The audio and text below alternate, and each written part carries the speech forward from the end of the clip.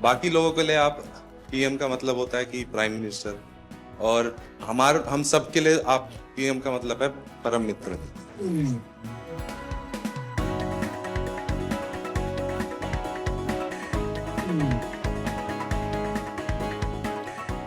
शीतल की सिग्नेचर मिल जाएगी आज मुझे। जाने से पहले आप जब सबसे बात करते हो और फिर आने के बाद सबसे मिलते हैं, आई थिंक सारे मेडलिस्ट, सारे एथलीट यही सोचते हैं कि हमें यही मौका मिले। सर, लोग पैरा को अभी तक अपनाए नहीं जिस तरह आपने अपनाया है। मैं बहुत लोग को बोलता है हमारा ब्रांड एम्बेसडर कौन है, हमारा मोदी जी हमारा ब्रांड एम्बेसडर।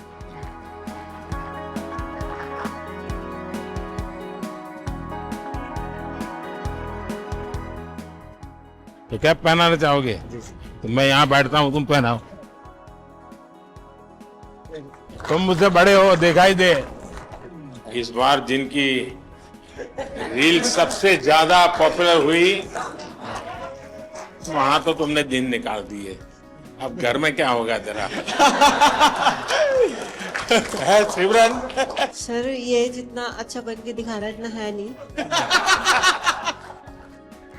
कभी ना कभी ऐसे प्रेशर आता रहता है कि आपको परफॉर्म करना है। जब आप बोलते हो कि आप जाओ बस खेलो, हाँ जीत हार तो लगी रहती है, फिर नीचे वाले ये सब ऐसे लगते हैं अरे देख लेंगे। जब टोक्यो में गोल्ड लेके आए तो आपने प्रॉमिस लिया था कि ऐसे ऐसे 2 गोल्ड और चाहिए मेरे को। तो ये दूसरा सर आपके लिए।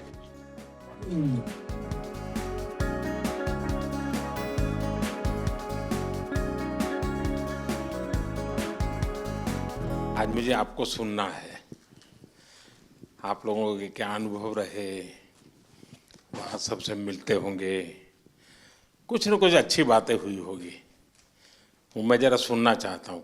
सर नमस्ते। हर हर महादेव सर। हर हर महादेव। सर, मैं ब्लाइंड जूडो से कपिल परमार 60 केजी खेलता हूँ सर।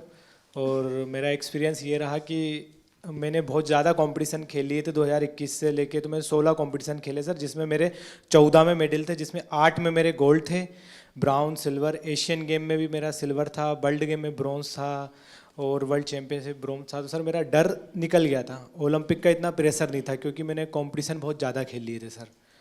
तो सर मेरा एक्सपीरियंस ये है कि थोड़ा सा प्रेशर था। तो हमारे देवेंद्र भाई साहब, झांझड़िया जी भाई साहब ने मेरे से एक बात बोली थी कि अपने को अपना बेस्ट देना है। बोला था कि जो आप प्रैक्टिस में करते हो वही आपको करना है। और सर मेरे कोच हैं, उनका भी, मेरे मनोहर अंजार जी, उनका बहुत आशीर्वाद दिया, क्योंकि हम लोगों को संभालना मुश्किल ही नहीं नामुमकिन है। क्योंकि सर हम हर कहीं टकरा जाते हैं और कोई हमसे आके टकरा जाता है। तो मैं उनसे पूछता हूँ कि आप ब्लाइंड हो कि मैं ब्लाइंड हूँ।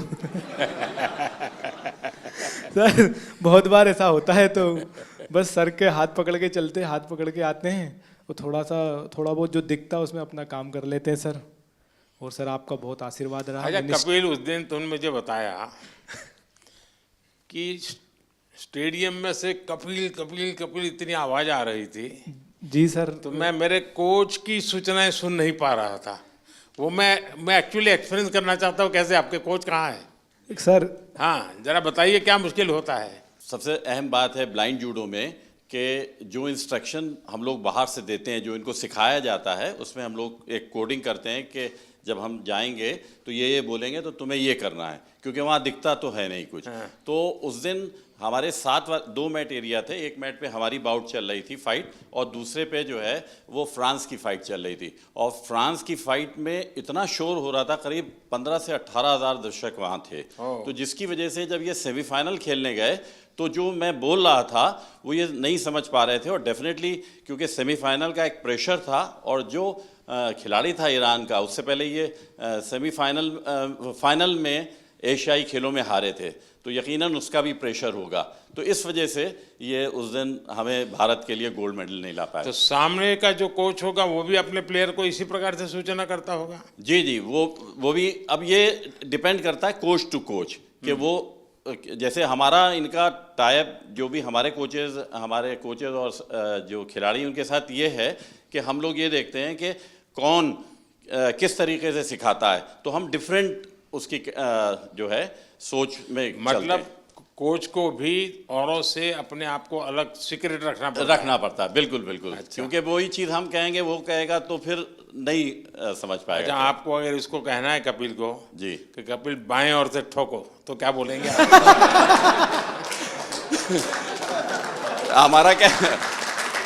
हमारा कहना ये होता है सर, कपिल ऐसा ही होता है ना। सर हाँ बोलते कि हम मार दे, तो मैं सर अटैक तो करता हूँ, कभी खाली चला जाता तो वापस खड़ा हो लेकिन जाता। टेक्निक का नाम बताते हैं। जो पोजीशन आगे पीछे पाँव की दिखती है तो वो टेक्निक का नाम जो इनको सिखाया होता है वो बताते हैं, तो फिर ये वो अप्लाई करते हैं। क्योंकि कहाँ पर ऑफ बैलेंसिंग हो रही है, आगे हो रही है, पीछे हो रही है, तो वो टेक्निक बताते हैं। तो आप सामने वाले की पोजीशन भी बताते होंगे? जी जी जी बिल्कुल। उसके जो मूवमेंट होते हैं, जैसे उसने आगे किया, वेट उसका आगे जा रहा है तो हम आगे वाली टेक्निक उसको मार सकते हैं। ऐसे ही अगर उसने पीछे वेट किया या पीछे मूव कर रहा है तो पीछे वाली टेक्निक बताते हैं, और जिससे कि हम उसके पॉइंट लेते हैं। आप जब वहाँ बैठे होते हैं तो आपके भी हाथ पैर हिलते होंगे? बहुत ज़्यादा। अब बस नहीं चलता है कि हम लोग भी मैट पे चले जाएं तो कोच। सर ऐसा हो रहा था कि सेमीफाइनल में जो रेफरी था जो मेरे हाथ पकड़ के ले जा रहा था, उनके हाथ खुद धूज रहे थे। क्योंकि बड़े मैच में उनको भी डिसीजन गलत दे दिया, जैसे तो थर्ड एम्पायर रहता है पूरा, उसके बाद ही बताया जाता है, पर मेरा डिसीजन बहुत जल्दी दे दिया था रोल करके। वो मेरी भी गलती रही कुछ, सेमीफाइनल में मैं दब गया। पर नेक्स्ट टाइम मैं सर आपसे वादा करता हूँ आप 2028 बहुत में। अच्छा कर रहे हो, बहुत अच्छा कर रहे हो, बहुत बधाई हो। Thank you sir, thank you so much. जय हिंद सर, मैं एक सोल्जर हूँ और मेरी वाइफ है सिमरन शर्मा, और एक मेरे पास प्रीति है। मैं एथलेटिक का एक कोच हूँ, पैरा एथलेटिक का। तो मेरे दो एथलीट है, दोनों 100 और 200 मीटर करते हैं, और फर्स्ट टाइम जो एथलेटिक में ट्रैक में मेडल आया है सर, मेरे ही एथलीट लेकर आए हैं अभी, और 3 मेडल आए हैं। हमारा काफ़ी वहाँ पे सीखने को मिला सर। जैसे कि वहाँ पे हमारा 100 मीटर में एक इवेंट में मतलब 2 मेडल आ गए, तो 2 मेडल एक ही रूम में 2 एथलीट हैं 100 मीटर के, दोनों के दोनों पहली बार खेलने जा रहे हैं, देश के लिए पहली बार मेडल जीतने के लिए जा रहे हैं ट्रैक में। तो जब 2 मेडल एक रूम में रखे हों और दूसरे खिलाड़ी का भी इवेंट भी नहीं हुआ हो, तो उस प्रेशर को मैं as a coach, as a husband, मैं कैसा फील कर रहा हूँ, मैं उसको समझ रहा हूँ। दूसरा एथलीट जो है उसका गेम भी नहीं हुआ और उसमें 2 मेडल रखे हैं, हाई प्रेशर है वो कि भाई मेरा तो मेडल भी नहीं आया, उसके 2 मेडल आ चुके हैं। तो उसको उससे बाहर निकालने के लिए बार बार उसको मुझे एंगेज करना पड़ रहा था, बहुत बिजी रखना पड़ रहा था पूरे दिन। तो वहाँ से बहुत कुछ सीखने को मिला। हम 100 मीटर में हार गए सर। अच्छा, वहाँ तो तुमने दिन निकाल दिए, अब घर में क्या होगा तेरा? है सिमरन? सर ये जितना अच्छा बन के दिखा रहा है इतना है नहीं। मैं जब हम यहाँ पे आए थे तो यहाँ से जाने से पहले बात हुई थी, एक्चुअली हम दोनों में ये बात होती थी कि ट्रैक को पहला मेडल कौन देगा। तो फिर जब इवेंट लिस्ट आई तो उसमें पता चला प्रीति का इवेंट पहले है, तो हम श्योर हो गए थे कि पहला मेडल तो यही देगी। तो जब हम यहाँ पे आए तो उससे पहले ये गज्जू मतलब ये कोच बोल रहे थे कि तुम्हें 1 महीने का रेस्ट दिया जाएगा। फिर उसके बाद जब अभी हम यहाँ पे आए, अभी हम सुबह ही बात चल रही थी, तो सुबह मेरे से बोल रहे थे कि एक वीक का रेस्ट मिलेगा और उससे ज़्यादा का नहीं मिलेगा। तो मैंने बोला क्यों नहीं मिलेगा, तो बोल रहे ब्रॉन्ज मेडल पे इतना ही मिलता है।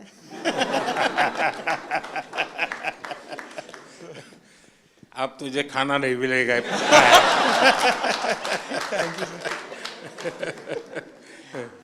ये मेरा तीसरा पैरालंपिक था। मैं पिछले में भी आपसे मिला था, आपने मुझे बहुत मोटिवेट किया था, लेकिन शायद इस बार भी थोड़ी कसर रह गई। मैं रियो पैरालंपिक में भी चौथा था, टोक्यो में भी चौथा था, इस बार पेरिस में भी चौथा हो गया सर। तो ये 4 नंबर मेरे से कुछ ज़्यादा ही प्रेम में है, तो मैं इसी 4 नंबर को शायद मोटिवेशन में लेता हूँ। तो सोचता हूँ कि अगला मेरा चौथा पैरालंपिक होगा।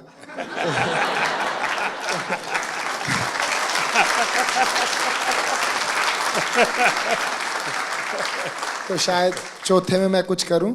और जैसे कि सर मैं अपने आप को फेलियर तो नहीं कहूँगा, जैसे कि मैं पैरा की हिस्ट्री में, ना कि इंडिया की में, all over the world para की हिस्ट्री में मैं अकेला ही ऐसा एथलीट हूँ जो इतने बड़े इवेंट में इतनी बार ऐसे रहा है। तो फिर मैं कहीं ना कहीं सोचता हूँ कि ओलंपिक में ऐसी कई हिस्ट्री हैं, जैसे कि एक डिस्कस थ्रोअर भी हैं फ्रांस की, जिनका 5वें ओलंपिक में सिल्वर मेडल आया। एक ट्रिपल जंपर भी हैं, शायद यूएसए के हैं, कहाँ के हैं, उनका 5वें ओलंपिक में मेडल आया। तो शायद मैं फिर अपने आप को ये भी मोटिवेशन देता हूँ कि तू पहला एथलीट पैरा वर्ल्ड में बनेगा जो सबको मोटिवेशन देगा कि भाई जब उसने चौथे में जीता था तो तुम लोग पहले में क्यों हार मान रहे हो। यहाँ कुछ एथलीट्स ऐसे हैं, जैसे कि ये गुड़िया है, ये 4th हैं, काफ़ी लोग 4th हैं, तो ये निराश हो रहे हैं। तो मैं इसमें भी थोड़ा ठीक फील कर रहा हूँ कि इनके कोचेस ऐसे कह रहे हैं, उसको देख लो। मतलब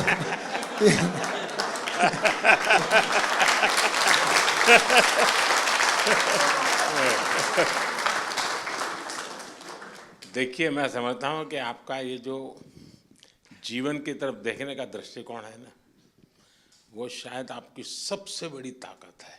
आप तो एक नया लॉजिक निकालो कि मैंने दुनिया को इतना दिया है कि मेरे रहते हुए अब तक 9 लोगों को आगे किया है मैंने,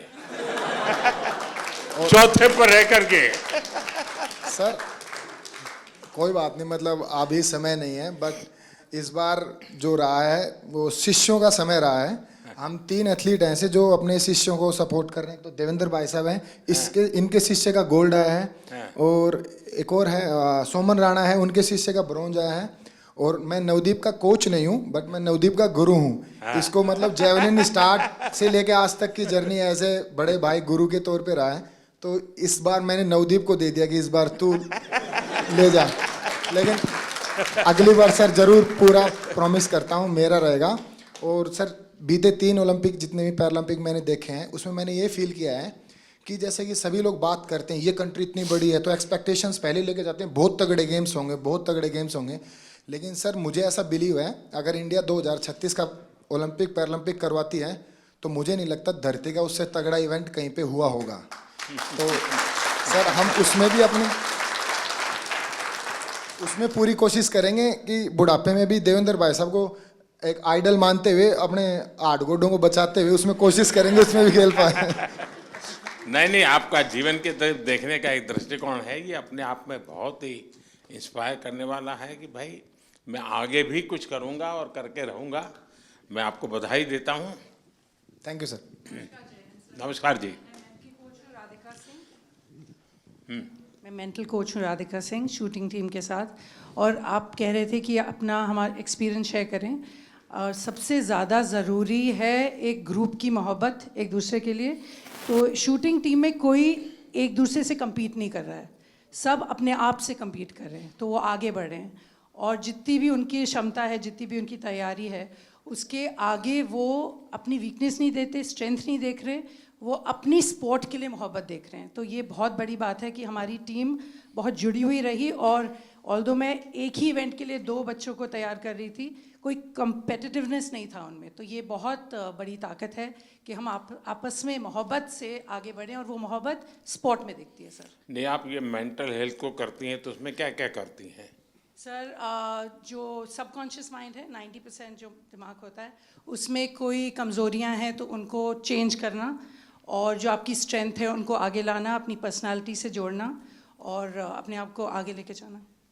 नहीं, कोई इन लोगों का योगा का संबंध, कोई मेडिटेशन का संबंध, सर ऐसे कोई स्पेसिफिक ट्रेनिंग वगैरह आप लोगों ने योगा भी हैं हमारे टीम में, एक योगा भी कराते थे। तो रोज़ सुबह मेडिटेशन होती थी, रोज़ शाम को जो भी सीखते थे बच्चे वो रोज़ दोहराते थे, मतलब रोज़ मेंटल ट्रेनिंग करते थे अपनी। तो वो टाइम उनका रेंज पे प्रैक्टिस, उनका योगा से प्रैक्टिस, मतलब टीम में बहुत ऑर्डर रहा सर। तो दुनिया के बहुत देशों के स्टूडेंट्स खिलाड़ी होंगे जो योगा मेडिटेशन नहीं जानते होंगे जी। तो हमारे लोगों का क्वालिटी में क्या फ़र्क पड़ता है? जी बहुत फ़र्क पड़ता है, बिकॉज आप अपने अंदर के दिमाग को जब कंट्रोल ले आओ तो आप अपनी गेम को बहुत आगे लेके जा सकते हो। तो ये आपने भी बहुत अच्छा किया है कि योगा हमारे कंट्री में बहुत बढ़ाई है। और आई थिंक स्कूल्स में सर इसको आप सब्जेक्ट बनाएं, बिकॉज इसमें जो साइंस में जो शक्ति है वो किसी और चीज़ में नहीं। बधाई हो। Thank you sir. और कोई? हाँ, पहले तो बहुत बड़ी खुशी की बात कि कपिल ने ना ही पैरा जूडो में जबकि एबल जूडो में भी पहला भारत को मेडल दिया है। अब तक एबल या पैरा जूडो में कोई मेडल नहीं था। और कपिल के नाम एक और हिस्ट्री है कि visually impaired in any game का पहला मेडल भी कपिल ने इंडिया को दिया है। सो हम सब लोग को उसकी बधाई। हमारे जो जूडो के टॉप शॉट्स हैं वर्ल्ड के, उन सब लोगों ने पर्सनली पोडियम से उतर के आके हम लोग को कंग्रेचुलेट किया, बोले we didn't expect such a quick uprise in para judo, so hats off to you guys. And sir वो हम लोग अकेले नहीं कर सकते थे। साई, OGQ, ये फिनोमिनल सपोर्ट हम लोग को मिला है and of course the government of India, I mean needless to say. तो sir thank you so much. And जितने और कोचेज़ हैं यूके, यूएसए, जो हम लोग के अच्छे फ्रेंड्स हैं, कोरिया, वो सब लोग आए, बोले we knew you were going up ahead but we didn't realise it's gonna be so soon. So we felt very proud and thank you to the entire team that is backing us up. Thank you so much sir. बहुत बहुत बधाई। मैं संदीप चौधरी जी के लिए बात कहूँगा। गिरते हैं शायद सवार ही मैदान जंग में, तिफल क्या जो घुटनों के बल चलते हैं। तो ये आपने सबको ये बताया जो घुड़सवार होता है वही गिर सकता है, बच्चे कभी नहीं गिरते।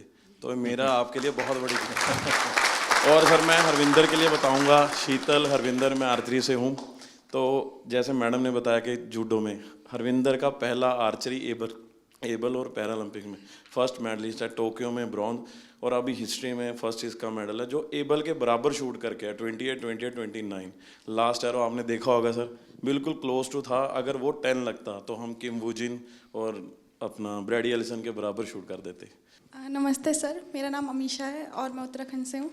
ये मेरा पहला पैरालंपिक था और मैं बहुत ग्रेटफुल हूँ कि मुझे 2 साल में मैंने अपना गेम स्टार्ट किया है, 2 साल ही हुए हैं और 2 साल में मैंने लाइफ में इतना बड़ा एक्सपीरियंस लिया, मुझे बहुत ज़्यादा कुछ सीखने को मिला। And thank you to my coach जिन्होंने मुझे कॉन्फिडेंस दिया कि मैं कर सकती हूँ, क्योंकि मैं बहुत डरी हुई थी। तो आपने कहा था कि वहाँ लोगों को ऑब्जर्व करना, उनसे लोग डरते होंगे। हाँ, पहले आप डर रही थी, अब लोग डरते होंगे।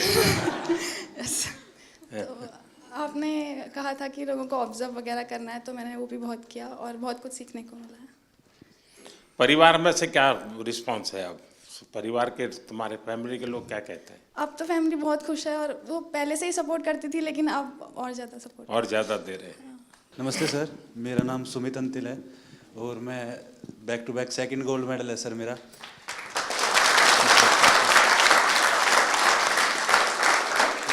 मेरे को अभी याद है सर, जब टोक्यो में गोल्ड लेके आए तो आपने प्रॉमिस लिया था कि ऐसे ऐसे 2 गोल्ड और चाहिए मेरे को। तो ये दूसरा सर आपके लिए है, क्योंकि उसके बाद में जैसे जब पैरालंपिक से पहले हम काफ़ी नर्वस थे, क्योंकि मैं आर्टिकल्स पढ़ रहा था कि हर तरफ मोस्ट फेवरेट एथलीट जो गोल्ड मेडल को डिफेंड करेगा, तो कुछ नाम आ रहे थे सर, उसमें मेरा भी नाम था। बट जब 20 अगस्त को आपसे बात हुई तो वही पल याद आ गया सर टोक्यो वाले, कि अब की बार फिर से अच्छा करना है। और हमारे साथ में मेरी पूरी टीम है सर, मेरे फिजियो, मेरे कोच, जो आप, हम सभी की तरफ से सर आपका बहुत बहुत धन्यवाद। क्योंकि हमें ये लगता है सर कि मेडल लेके आएंगे तो आपसे मिलेंगे, आपसे पर्सनली बात करेंगे, तो बहुत बहुत धन्यवाद सर आपका। भाइयों, जैसे हम सारे लोग मोस्टली स्पॉन्सर्ड एथलीट हैं गवर्नमेंट से, डिफरेंट ऑर्गेनाइजेशन से, तो वहाँ से कभी ना कभी ऐसे प्रेशर आता रहता है कि आपको परफॉर्म करना है, ये सारी चीज़ें। जब आप बोलते हो कि आप जाओ बस खेलो, हाँ जीत हार तो लगी रहती है, पर नीचे वाले ये सब ऐसे लगते हैं अरे देख लेंगे इन्हें, क्या जाता है। और जब अपने देश का प्रधानमंत्री हमें मोटिवेट कर रहा है तो ये बहुत छोटी चीज़ लगने लगती है। और लास्ट टाइम सर मैं आपसे बात की थी, मैं टोक्यो उतना अच्छा नहीं रहा था मेरा, उसमें मेरा 8वां रैंक रही थी। फिर मैंने आपसे एक क्वेश्चन पूछा था कि आप जब विदेशी जगह पे जाते हैं आपका एक्सपीरियंस कैसा रहता है, आप नर्वस फील करते हैं, क्या करते हैं? तो जो आपने जवाब दिया था कि आपके साथ आप पूरा देश एज ए रिप्रेजेंट करते हो तो आपको कॉन्फिडेंस, ये सारी चीज़ें, तो इन्हीं सब चीज़ों के साथ आज इस बार मैं भी गया था, तो सारी चीज़ें हमें ऐसे एकदम कॉन्फिडेंस दे रही थी। वो सब लास्ट टाइम जैसा प्रेशर नहीं था, मैं अपने आप को कॉन्फिडेंट फील कर रहा था। और हमारी टीम ने, गवर्नमेंट ने, हमारे कोच साहब ने, सब लोगों ने बहुत अच्छा सपोर्ट किया और ये कॉम्पिटिशन खेल के सर बहुत मज़ा आया sir. Thank you sir. Sir नमस्कार। जो मैंने 16 साल से तपस्या की थी और कहीं ना कहीं मेरा स्टूडेंट है धर्मवीर, जिसका गोल्ड मेडल आया है। हम दोनों आपस में एक दूसरे के कंपटीटर भी हैं और उसको मैं खुद ट्रेनिंग करा के लेके आया। तो कहीं ना कहीं आपसे बात हुई थी 20 तारीख को, तो ये लगा था कि बहुत पॉजिटिव एक वाइब आई थी कि आपको अपना बेस्ट करना है। और एक कोच के लिए इससे बड़ी बात नहीं हो सकती कि हम, शायद मैं अकेला ही एथलीट होऊंगा वर्ल्ड में जो अपने स्टूडेंट के साथ कंपटीशन कर रहा था ग्राउंड में। और कहीं ना कहीं मेरी तपस्या सफल हुई सर धर्मवीर के मेडल से। और इसमें बहुत बड़ा कंट्रीब्यूशन रहा सर हम लोगों की टीम में, क्योंकि हमारी सबसे सीवियर डिसेबिलिटी है। तो साई ने और मिनिस्ट्री ने जो डिसीजन लिए, हम लोगों के सपोर्टिंग स्टाफ में आदमी बढ़ा के वहाँ बल्कि 33% का ही रेशो था कि 33% ही लोग अंदर रह सकते हैं सपोर्टिंग स्टाफ में।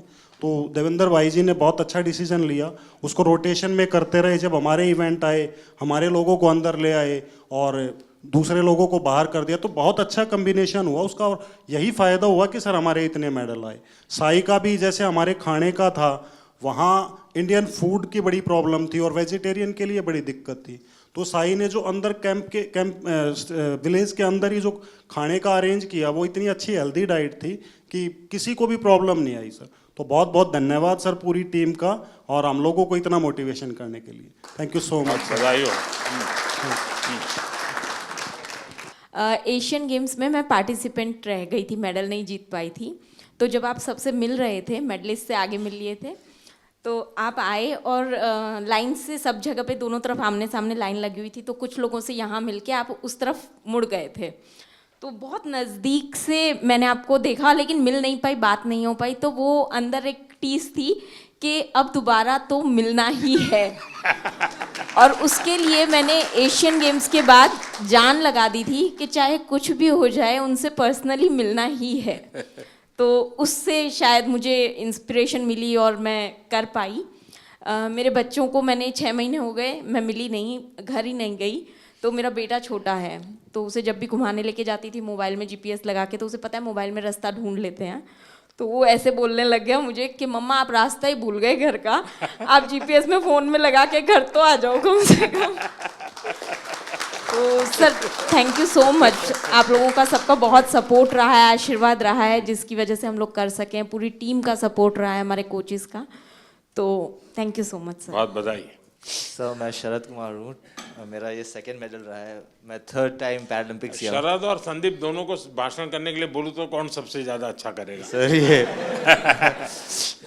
सर संदीप बहुत अच्छा बोलता है और शायद इसलिए थोड़ा सा पोत रह गया। सर बट मैं एज एन एथलीट ये कहना चाहता हूँ कि जब से पैरा मूवमेंट स्टार्ट हुआ है, मैं तब से जुड़ा हुआ इससे।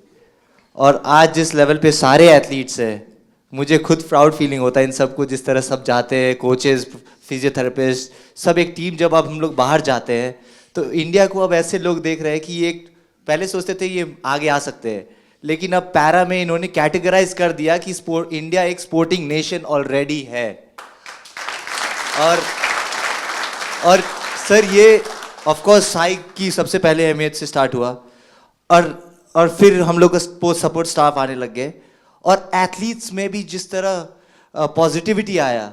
और सर मेन तो एक और है, आपसे मिलने और जाने से पहले आप जब सबसे बात करते हो और फिर आने के बाद सबसे मिलते हैं, आई थिंक सारे मेडलिस्ट, सारे एथलीट यही सोचते हैं कि हमें यही मौका मिल। सर लोग पैरा को अभी तक अपनाए नहीं जिस तरह आपने अपनाया है। नमस्ते sir, I am Palak Kohli and ये मेरा 2nd कंसेक्यूटिव पैरालंपिक्स था। एंड टोक्यो में मैंने 4th फिनिश किया था एंड यहाँ पे मैंने 5th फिनिश किया। बट दोनों इस पैरालंपिक्स जाने का मेरा जर्नी बिल्कुल ही डिफरेंट था। मेरे को आफ्टर टोक्यो पैरालंपिक्स 2022 में सर बोन ट्यूमर हो गया था और स्टेज 1 कैंसर हो गया था। एंड नियर टू 1.5 ईयर मैंने कोई भी कम्पीट नहीं किया, कोई टूर्नामेंट कुछ भी नहीं किया। एंड लास्ट ईयर मैंने 2023 में कम बैक किया। एंड मैं काफ़ी हैप्पी हूँ और काफ़ी प्राउड हूँ कि मेरे सपोर्टिंग स्टाफ, मेरे कोचेस, गौरव सर के सपोर्ट और गाइडेंस के कारण मैं क्वालिफाई कर पाई पेरिस के लिए। एंड मेरे बहुत सारे मेजर टूर्नामेंट्स आफ्टर टोक्यो छूट गए थे। वर्ल्ड चैम्पियनशिप्स बिकॉज मेरे को वॉक ओवर देना पड़ा, एशियन गेम्स में मुझे कोविड हो गया था। इस ईयर मैंने वर्ल्ड चैम्पियनशिप क्वालिफाई किया और मैंने ब्रॉन्ज मेडल जीता। एंड फिर मैंने पेरिस के लिए क्वालिफाई किया बैक टू बैक। मेरा वर्ल्ड रैंक एकदम 38 लास्ट हो गया था बिकॉज मैंने टूर्नामेंट्स नहीं खेले थे। एंड अगेन से मैंने अपने आप को टॉप 4 वर्ल्ड नंबर 4 में आई और मैंने पेरिस के लिए क्वालिफाई किया। थोड़ा डिसअपॉइंटिंग है कि मैं मेडल नहीं जीत पाई, बट आपकी ब्लेसिंग्स और सबके साथ I think I am looking forward for LA 28 and definitely sir I like to have a picture on the podium with you sir. Thank you sir. Palak, पिछली बार तो तुम लखनऊ में तुम्हारी ट्रेनिंग होती Yes, sir. Yes, sir. तो और mummy papa से भी मेरी बात हुई थी। Yes sir, yes sir, Tokyo जाने से पहले। इस बार क्या मूड है? सर अब मैं लखनऊ में गौरव सर यहाँ पर है, सर के अंडर ही ट्रेनिंग कर रही हूँ और मैंने उन्हीं के गाइडेंस में मेरे को पैरा बैडमिंटन पता चला था। एंड घर में लाइक जब मुझे बोन ट्यूमर हो गया था तो काफ़ी सारे लोग बोल रहे थे कि लाइक यू नो पलक का तो करियर ख़त्म स्पोर्ट्स में एंड ऑल। एंड डॉक्टर्स ने बताया था कि अब हम कुछ एश्योरिटी नहीं दे सकते आप नॉर्मल लाइफस्टाइल भी हो पाओगे कि नहीं। एंड उसके बाद सर काफ़ी कॉम्प्लिकेशंस रहे।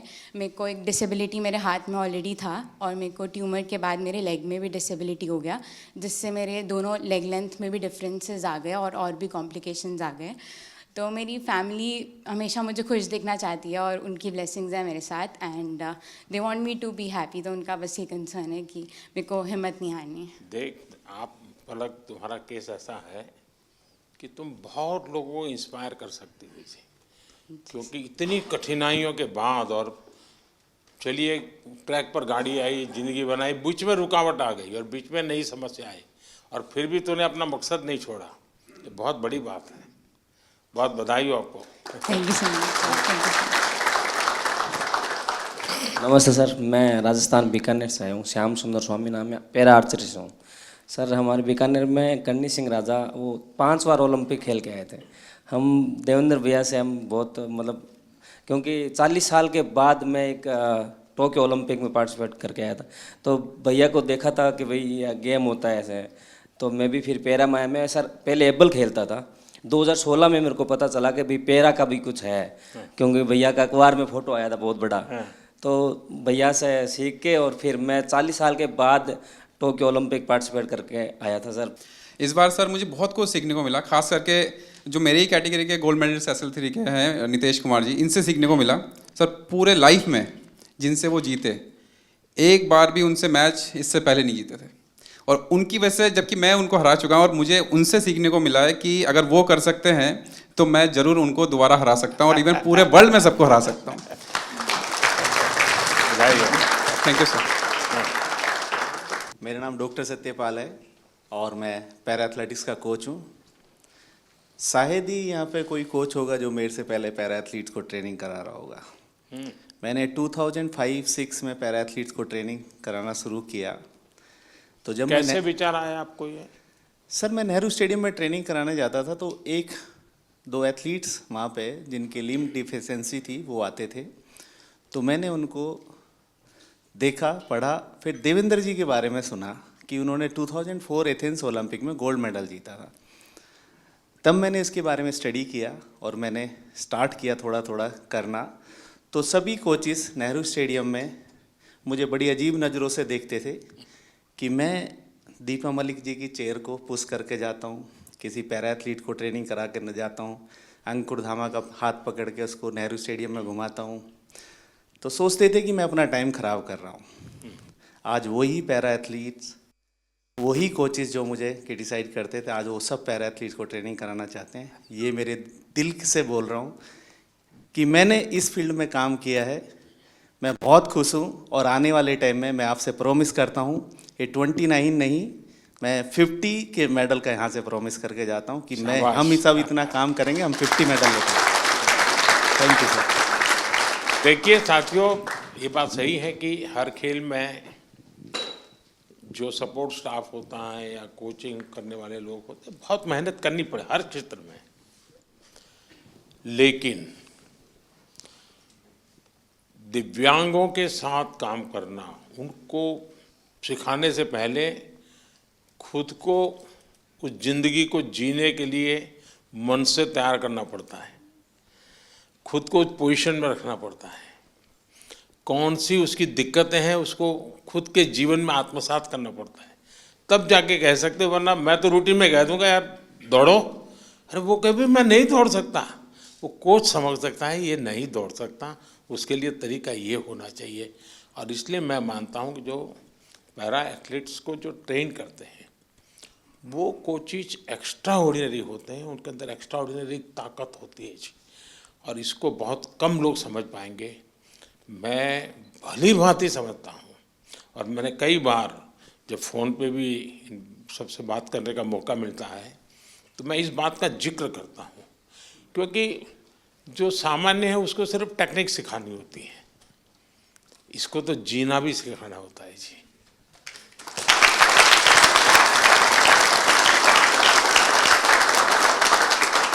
इसलिए ये वाकई बहुत बड़ी साधना है जी, और इसलिए मैं तो मानता हूँ कि आप जो साथी ये काम कर रहे हैं वो सबसे ज़्यादा अभिनंदन के अधिकारी हैं। सर अभी मैं इंटरनेशनल कंपटीशन में जाने का स्टार्ट करके 30 साल हो गया। इवन एथलीट, एडमिनिस्ट्रेटर, हम एक टाइम में एक भी फ्लैग नहीं देखता था, अभी इंडिया का फ्लैग हम को दिखने का स्टार्ट हो गया। हमारा खिलाड़ी का भी एक पैरा स्पोर्ट्स का वजह से हम मेडल जीत सकता बोल के आ गया। हम लोग कब पार्टिसिपेट करता था, उस टाइम में सोचता था पार्टिसिपेट करना है, अभी वो कॉन्सेप्ट चेंज हो गया। एंड अगेन आपको मैं बहुत धन्यवाद बोलता सर। मैं बहुत लोग को बोलता है हमारा ब्रांड एम्बेसडर कौन है, हमारा मोदी जी हमारा ब्रांड एम्बेसडर है।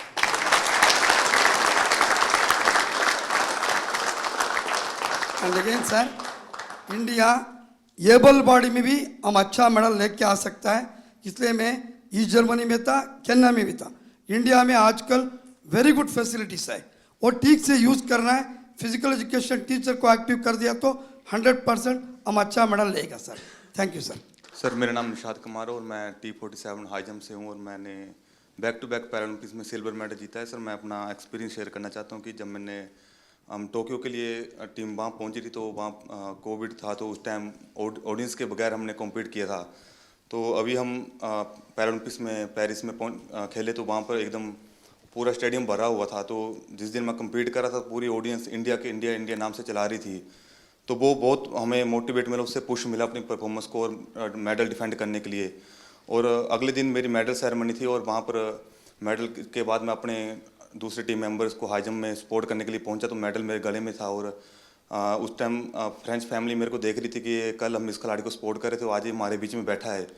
और ये काफ़ी टाइम से वो मुझे देख रही थी कि हमें कब मौका मिले इस खिलाड़ी के साथ फ़ोटो लेने का। तो जैसे ही कंपटीशन ख़त्म हुआ तो मैंने अपनी फ़ोटो के लिए मैं नीचे गया फ़ोटो के लिए, और उन्होंने मुझसे फ़ोटो मांगी तो उनके बच्चे थे साथ में छोटे छोटे, तो मैंने उनके साथ फ़ोटो ली और उनके हाथ में, बच्चों के हाथ में मेडल दिया। वो आई थिंक 6 से 7 साल के होंगे। तो वो बच्चे मतलब एकदम मायूस से हो गए कि मेडल हमें देखने को मिल रहा है, कल हम इस खिलाड़ी के लिए चेयर अप कर रहे थे और आज हमारे बीच में खड़े हैं और फोटो ले रहे हैं हमारे को। तो उनकी मम्मी ने मेरे को बोला कि हमारा यहाँ पेरिस में आना कंपटीशन देखना, ये सक्सेसफुल होगा कि आप हमारे बीच में हमारे बच्चों के साथ फोटो ले रहे हो और उनको ऑटोग्राफ दिया आपने।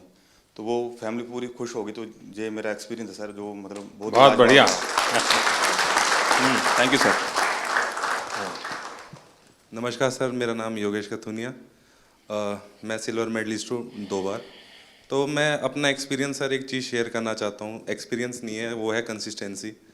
वो कंसिस्टेंसी सर आपकी वजह से आई है, क्योंकि आपने जो डिफरेंट स्कीम्स इंडिया में लॉन्च करी है, चाहे वो टॉप स्कीम्स हो, खेलो इंडिया स्कीम्स हो, NCOEs हो, वो सर आपकी वजह से है कि आज हम सारे 29 मेडल्स लेके आए हैं। और सर मैं एक चीज़ और कहना चाहूँगा, बाकी लोगों के लिए आप PM का मतलब होता है कि प्राइम मिनिस्टर, और हम सब के लिए आप PM का मतलब है परम मित्र। वाह, मुझे ये पद आपने दिया, बहुत अच्छा लगा। मैं भी चाहता हूँ जी सच्चे अर्थ में एक मित्र के रूप में आपके साथ काम करता रहूं। सर मेरा नाम नवदीप है सर। मैं इस बार जिनकी रील सबसे ज्यादा पॉपुलर हुई,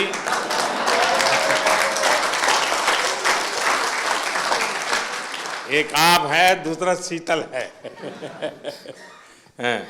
सर मैं F41 कैटेगरी में जेवलिन थ्रो करता हूं सर, दूसरी बार पैरालंपिक पार्टिसिपेट कर रहा हूं सर। मेरा इवेंट है ना सबसे लास्ट दिन था सर, और मैं तकरीबन 21 तारीख को चला गया था सर उधर।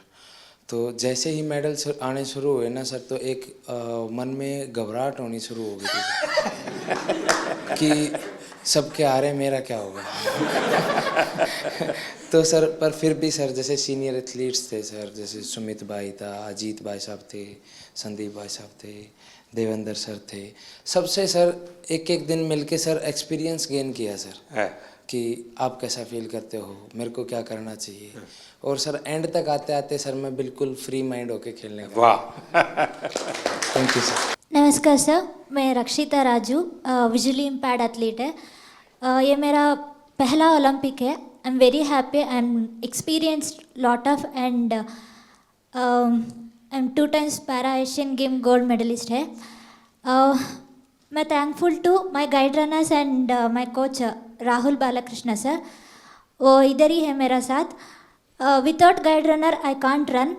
I'm feel very happy and definitely 2028 I will get gold medal in Paralympics. Congratulations and wish you all the best. My guide runners and my coach motivated lot of me. I'm very very thankful because morning and evening without any expectation मेरा साथ time spend करेगा. मैं बहुत बहुत धन्यवाद sir. वाह, चलिए साथियों, मुझे बहुत अच्छा लगा आप सबसे बात करने का अवसर मिला. इस बार आप लोग जब गए तब मैं फिजिकली तो मिल नहीं पाया था क्योंकि काफ़ी लोग अलग अलग जगह पे ट्रेनिंग कर रहे थे और समय की भी कुछ कठिनाई थी. तो मैंने वर्चुअली भी कोशिश की कि आप सबसे बात करूं. और उस दिन मैंने एक बात कही थी, शायद आपको याद होगा. मैंने कहा था मैं आज आप लोगों को देशवासियों का एक संदेश देने आया हूं. और मैंने कहा था कि पूरा हिंदुस्तान कह रहा है विजयी भव.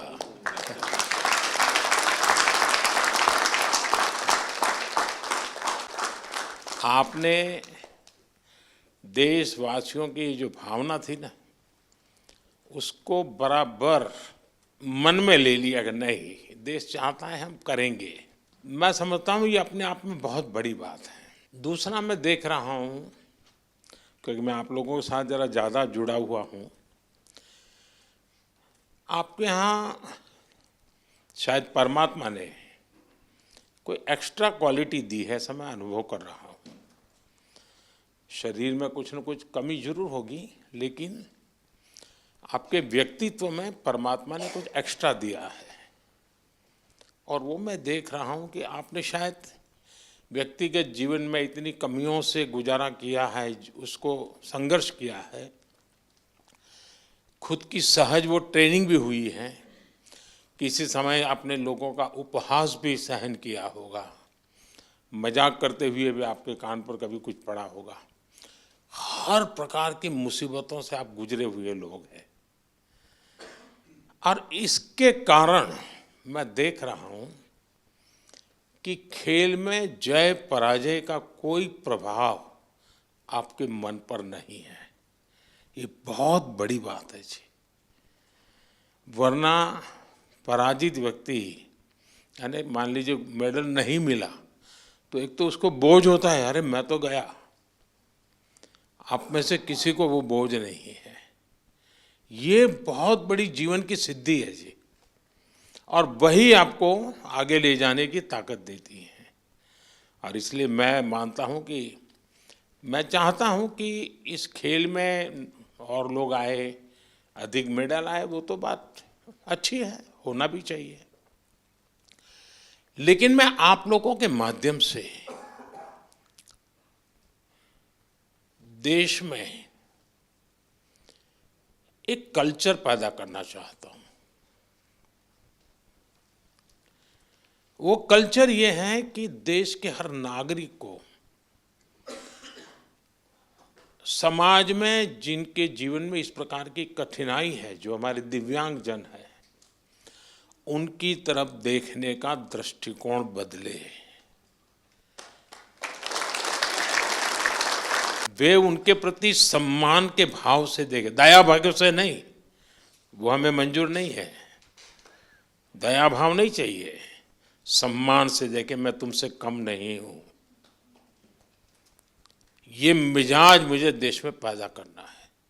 और मेरे दिव्यांग भाई बहनों में भी मुझे वो मिजाज पैदा कर. वो खेलते हो न खेलते हो अलग बात है, उन्हें निराश होने की जरूरत नहीं है. तो बाकी ओलंपिक्स के खिलाड़ी और बाकी विजेताओं से ज़्यादा मेरे लिए आपका खेलना, आपका देश के लिए वहाँ जाना, वहाँ जाने के लिए अनेक वर्षों तक सुबह 4 बजे 5 बजे उठ करके पसीना बहाना, ये मेहनत कभी भी बेकार नहीं जाएगी, मैं आपको विश्वास देता हूं।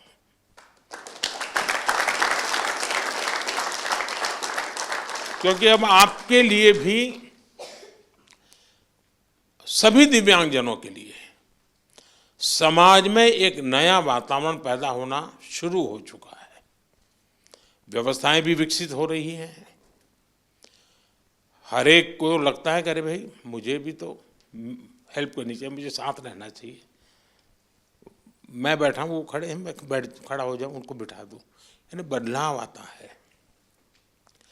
तो आप जो ये कंट्रीब्यूशन कर रहे हैं वो एक पूरे समाज के मन को बदलने का आपका कंट्रीब्यूशन है। सिर्फ मेडल नहीं, मेडल से ज़्यादा आप माहौल बदल रहे हैं।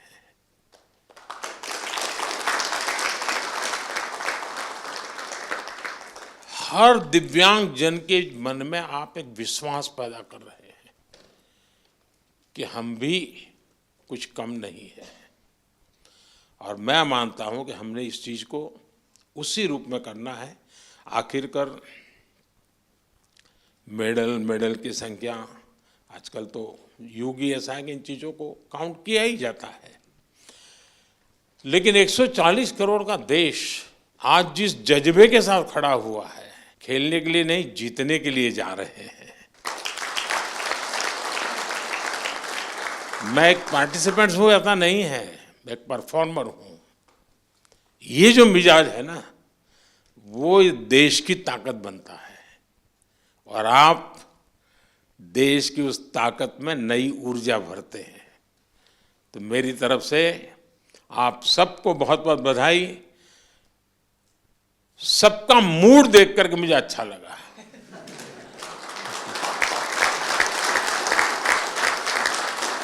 वरना मैंने कुछ लोगों का देखा है कि दूसरी ओलंपिक आने तक चेहरे पर हंसी ही नहीं आती है। क्यों? तो वो पिछली ओलंपिक में रह गया था। वो मुझे दृश्य यहाँ नजर नहीं आ रहा है। मतलब मुझे लगता है नेक्स्ट ओलंपिक भी आप जीत चुके हैं।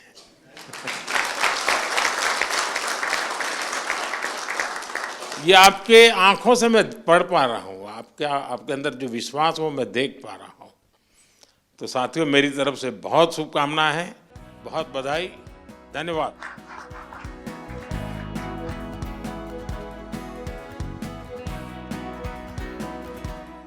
इनसे तो डर के रहना पड़ेगा।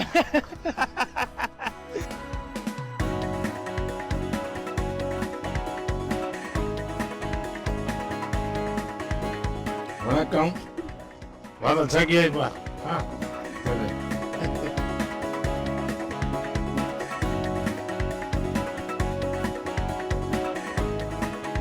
आइए।